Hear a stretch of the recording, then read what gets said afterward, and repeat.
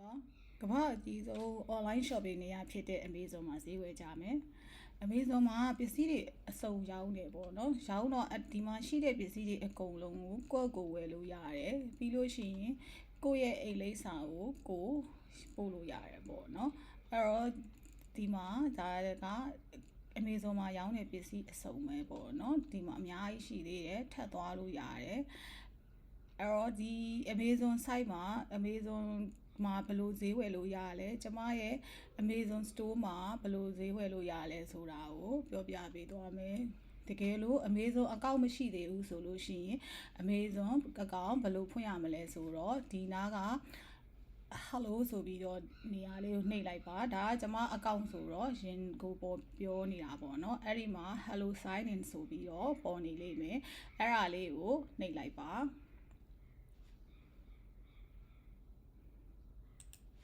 နှိပ်လိုက်လို့ရှိရင်ဒီနေရာကိုရောက်လာပါပြီ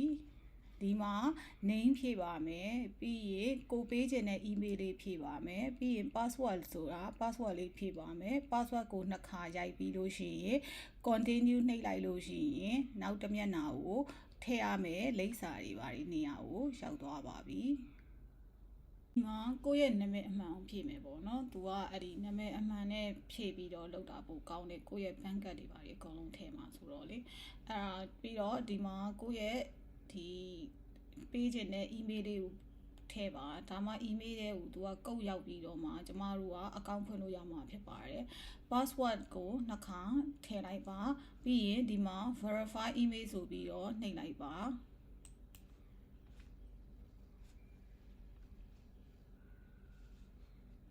password save နော်ဆိုကျွန်မတော့ never ပါပြီးတော့ဒီမှာ email တဲ့ကိုရောက်လာတဲ့ကုတ်ကလေးကိုထည့်ပါမယ်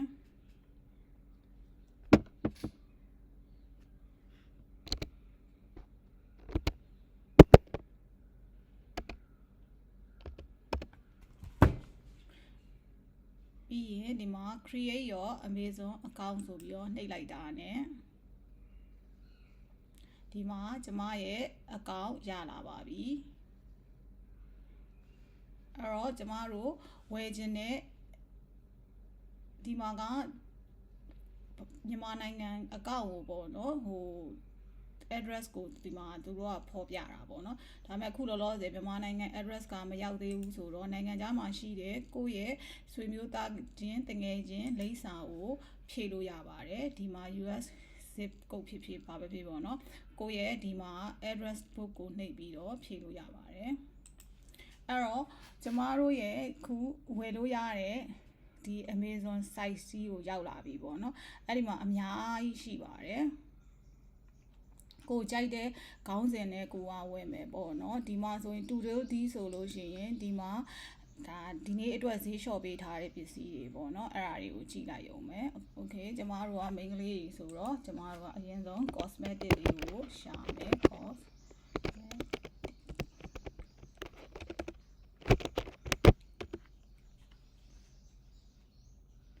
ဒီမှာနာမည်ကြီးတွေအကုန်လုံးရောက်လာပါပြီဒီမှာကိုသွားခြင်းနဲ့ပစ္စည်းကိုကြိုက်တာရှာလို့ရတယ်ပေါ့နော်โอเคပြီးလို့ရှင်ကိုက brand name နဲ့လည်းရှာလို့ရတယ်ကျွန်မကအခုဒီမှာ Lancome နာမည်ကြီးပေါ့နော် brand name နဲ့ရှာကြည့်မယ်โอเคဒီမှာ brand name နဲ့ရှာလို့ရတယ်ကိုကြိုက်တဲ့ပစ္စည်းတွေဒီမှာအမျိုးစုံရှိတယ်ပေါ့နော်အဲ့ဒါတွေကိုကြိုက်တဲ့ပစ္စည်းတွေအကုန်လုံးကိုသွားဝယ်ရုံပါပဲโอเคဒီတော့ကျွန်မကဒါလေးကိုကြိုက်တယ်ဆိုရင်နှိပ်လိုက်ပါ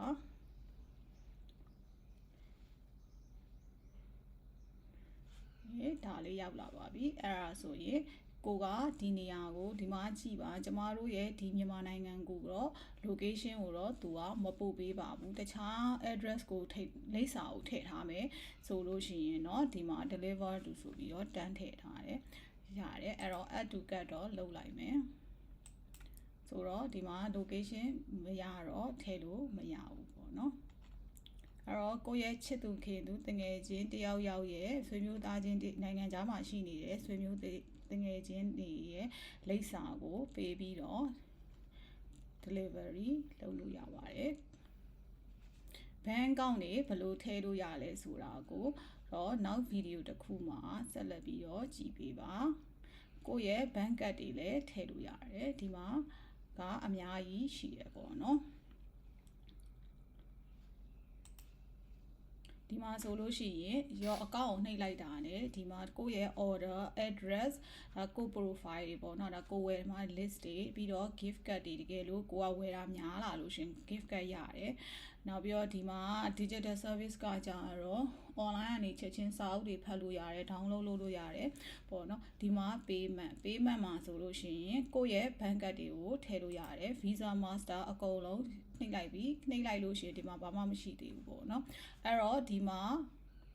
bank card ကိုထည့်ရပါမယ်မြန်မာနိုင်ငံမှာရှိနေတဲ့ဘဏ်တွေရဲ့ Visa card တစ်ခုခုကိုထည့်လိုက်ပါ app payment ကိုနှိပ်လိုက်ပါနှိပ်လိုက်ပြီးလို့ရှိရင်ဒီမှာ credit debit card ဒီမှာ Amazon Store ရှိရင် Amazon Store ပေါ့နော်တကယ်လို့ဘာမှမရှိဘူးဆိုလို့ရှိရင်လည်းတကယ်ချင်းတယောက်ရဲ့အကူအညီနဲ့သူ့ရဲ့အကောင့်ကနေပြီးတော့ဝယ်လို့ရပါတယ်ဒီမှာ add credit or debit ဒီမှာ visa လေးကိုနဲ့ကိုယ့်ရဲ့ card number name or card expiration date ရယ်နောက်ပြီးလို့ရှိရင်ဒီမှာ CVC ကုတ်ကိုထည့်ပါပြီးရင် card ထည့်လိုက်တာနဲ့ရောက်လာပါပြီအဲ့မှာ choose bank ဆိုရင်ဒီမှာကတော့ဒါက USA site ဆိုတော့ဒါ USA မှာရှိတဲ့ bank တွေပေါ့နော်ဒါပေမဲ့ကိုယ့်ရဲ့ bank ကတ်ကိုထည့်လိုက်တာနဲ့သူကရွှေ့သွားပြမှာပေါ့နော်အဲ့တော့ကိုယ့်ရဲ့စိတ်ကြိုက်ကိုအကောင့်ဖွင့်မယ်ကိုယ့်ရဲ့ bank card ကိုထည့်ပြီးတော့ပစ္စည်းတွေကိုဝယ်လို့ရပါပြီတခုပဲမြန်မာနိုင်ငံကိုဆိုတော့ delivery မလုပ်တော့ကိုယ်တငယ်ချင်းတယောက်ရဲ့လိပ်စာကိုဒါယူပြီးတော့ဒီမှာနိုင်ငံရွေးပြီးတော့ထားပါတော့เนาะ Thailand ပဲဖြစ်ဖြစ်ပေါ့เนาะလိပ်စာတစ်ခုခုကိုရွေးပြီးတော့ဥမာ Thailand ဆိုလို့ရှင်လည်းတငယ်ချင်းလိပ်စာThailand တစ်ခုကိုရွေးပြီးတော့ဒီမှာ manage address book ကနေပြီးတော့ဒီမှာ add address ကိုသွားနှိပ်ပြီးတော့အဲ့ဒီမှာ Thailand ရဲ့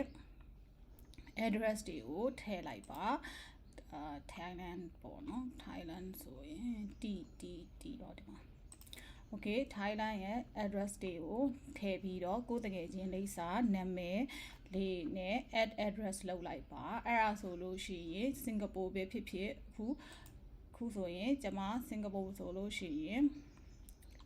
ကျမရဲ့ဒီ Amazon Singapore Store ကနေလည်းပစ္စည်းတွေဝယ်လို့ရပါတယ်အဲ့တော့ကျမ link တွေပေးထားပါတယ်အဲ့တော့ Singapore Store ပဲ Amazon Singapore Store ပဲဖြစ်ဖြစ် Amazon USA Store ပဲဖြစ်ဖြစ်ကျမရဲ့ store ကနေပြီးတော့ပစ္စည်းတွေဝယ်လို့ရပါတယ်ဒီမှာဆိုလဲစင်ကာပူဆိုလဲကိုယ်တငယ်ချင်းလိပ်စာနဲ့နာမည်ကိုထည့်ပြီးလို့ရှိရင်ဒီမှာ add address လေးတွေဒီမှာ add address လေးလေအဲ့ဒီမှာထည့်လိုက်ပါအဲ့ဒါဆိုလို့ရှိရင်ကိုရဲ့ bank card နဲ့ပေါ့နော်ကိုရဲ့မြန်မာနိုင်ငံဘဏ်ကတ်နဲ့သူ့ရဲ့လိပ်စာကိုရောက်သွားပါပြီအဲ့တော့အခုလောလောဆယ်တော့ Amazon က direct delivery မလုပ်သေးတော့ဒီမှာ deliver to ကနိုင်ငံခြားတစ်ခုခုကိုရွေးမှရပါမယ်တကယ်ချင်းလိပ်စာကိုတောင်းလိုက်ပါပေါ့နော်ဒီမှာဆို deliver to Singapore ဖြစ်သွားပြီဒီမှာ address ထည့်လိုက်အဲ့ဆိုလို့ရှိရင်ဘလို့ Amazon account ဖွင့်လဲဆိုတာသိပြီးပြီထင်ပါတယ်เนาะ Okay ကျမရဲ့ဒီ Amazon store လေးကိုသွားကြည့်မယ်Amazon Store မှာဆိုလို့ရှိရင်ဒါက US Store ပေါ့နော်အဲ့ဒီမှာလည်းဈေးဝယ်လို့ရတယ်အကောင့်လေးဖွင့်ပြီးပြီဆိုလို့ရှိရင်ကျမရဲ့ဒီ follow လေးကိုလည်းနှိပ်ပေးကြပါဒီမှာကျမရွေးပေးထားတဲ့ idea list လို့ခေါ်တာပေါ့နော်ပစ္စည်းတွေအများကြီးရှိပါတယ်ဝင်ကြည့်ပေးပါclick နှိပ်လိုက်မယ်ဒီမှာကျမရဲ့ဒီမှာရွေးပေးထားတဲ့ပစ္စည်းတွေကိုကြိုက်တယ်ဆိုလို့ရှိရင်ရွေးပြီးတော့ဝယ်လို့ရပါတယ်အများကြီးရှိပါတယ်ဒီမှာလာမောကိုရွေးလိုက်မယ်ဟောဒီအားလေးရွေးမယ် unisex ဆိုတော့ဒါလေးဆိုလို့ရှိရင်ဝယ်လို့ရတယ်ပေါ့နော် မိန်းမလေးရောယောက်ျားလေးရောသုံးလို့ရတာဆိုတော့ unisex လို့ရေးထားတော့ဒါလေးဆိုရင်ဝယ်လို့ရပါတယ်အဲ့တော့ဒီဟာဆိုလို့ရှိရင်လာမရောက်လာပါပြီအဲ့တော့ဒီမှာ add to cart လေးကိုနှိပ်လိုက်ပါအမ add to cart ကိုရဲ့ channel နဲ့ကိုဈေးဝယ် channel ပေါ့နော်ဈေးဝယ် channel နဲ့ကိုရောက်လာပါပြီအဲ့ဒီမှာ proceed to check out ဆိုလို့ရှိရင်ဒီမှာကိုယ့်ရဲ့ address တွေဖြည့်ထားရင်ရောက်လာပါမယ် payment method item and shipping ဒါတွေကိုဖတ်ပြီးရောပတ်စံထည့်ထားတယ်ဆိုလို့ရှိရင်ကိုစိတ်ကြိုက်ဈေးဝယ်လို့ရပါပြီဒါကကျွန်မရဲ့ Amazon US store ပေါ့နော်အဲ့ဒီရဲ့နေရာလေးပါအဲ့တော့ဒီမှာကျွန်မထည့်ပေးထားတဲ့ပစ္စည်းတွေကိုကြိုက်လို့ရှင်ဝယ်လို့ရပါတယ်ကျွန်မကို follow လေးလုပ်ပေးပါဒီမှာပစ္စည်းမျိုးစုံရှိရပေါ့เนาะကျွန်မ category လေးရွေးထားတယ်အဲ့တော့ handbag လေးကြိုက်တယ်ဆိုလို့ရှိရင်လည်း handbag လေးကိုရွေးပြီးတော့ဒီမှာခုနကပြောသလိုပဲကတ်ထဲကိုထည့်လိုက်လို့ရပါပြီเนาะဒါကကျွန်မရဲ့ US store ပေါ့เนาะနောက်ပြီးတော့ Singapore store မှာလည်းရတယ် Singapore store လည်းရှိရယ် Singapore store ကကြတော့ Amazon Singapore ပေါ့เนาะအဲ့ဒီ website ကဆိုလို့ရှိရင်လည်းသူကတူတူပဲဒီလိပ်စာပို့ပြီးွားတာပေါ့เนาะ delivery ပို့ပြီးွားတယ်အဲ့တော့ဒီ Amazon US မှာဖြစ်ဖြစ် Amazon Singapore store မှာပဲဖြစ်ဖြစ်ကျမရဲ့ account ထဲမှာဝယ်ကျမရဲ့ဒီ store ထဲမှာဝယ်လို့ရတယ်ပေါ့နော်အဲ့ဒီမှာလည်းဒီမှာလည်း Singapore store မှာလည်းကျမပစ္စည်းတွေရွေးပေးထားတယ်ကြိုက်လို့ရှိရင်နှိပ်ပြီးတော့ရွေးပြီးတော့ဝယ်ပေးပါဒီမှာကျမဝယ်ပေးထားကျမရွေးပေးထားတဲ့ပစ္စည်းတွေပေါ့နော်အဲ့ဒီကကြိုက်တယ်ဆိုလို့ရှိရင်လည်းရွေးပြီးတော့ဝယ်ပေးပါ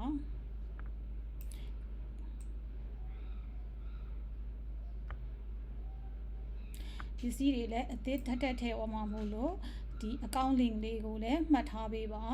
account link တွေကိုကျမရဲ့ US Amazon store နဲ့ဒီ Amazon Singapore store ကိုလည်းကျမ link ပေးထားပါတယ်အဲ့ link လေးတွေကိုလည်းမှတ်ထားပေးပါပစ္စည်းဝယ်မယ်ဆိုတိုင်းကျမရဲ့ link လေးကိုအရင်ဝင်ကြည့်ပြီးတော့ဖယ်ပစ္စည်းတွေအသစ်တွေရောက်တယ်လေကျမဘာတွေရွေးပေးထားလဲဆိုတာလေးကိုမဝယ်ခင်အရင်ဝင်ကြည့်ပေးပါပြီးမှတခြားကြိုက်တာတွေဝယ်လို့ရပါတယ်ဒီမှာရွေးပေးထားတာမဟုတ်တာတွေလည်းလိုချင်နေဆိုလို့ရှိရင်လည်းကျမကိုလာပြောလို့လည်းရပါတယ်နောက်ပြီးတော့ကျမရဲ့ဒီ store လေးကိုလည်းဝင်ရောက်အားပေးကြပါstore ရပစ္စည်းတွေကိုလည်းဝင်ပြီးတော့ဝယ်ပေးကြပါကျေးဇူးတင်ပါတယ်